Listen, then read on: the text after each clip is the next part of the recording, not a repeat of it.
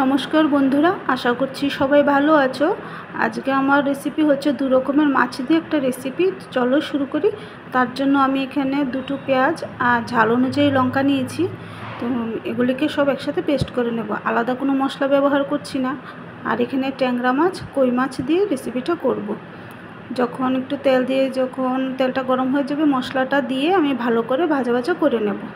তো এই মশলাটা যখন ভালো করে ভাজা হয়ে যাবে, তখন তার মধ্যে আমি এখানে 2 চামচ পরিমাণ হলুদ দিয়েছি, আর এখানে পরিমাণ মতো জল দিয়েছি, আর আমি এখানে 3 চামচ পরিমাণ নুন দিয়েছি। যখন জলে ফুট চলে আসবে, তখন ভাজা মাছগুলিও দিয়ে দেব। আর এখানে আমি গরম মশলাই ব্যবহার করছি, ধনেপাতা ইউজ করছি না।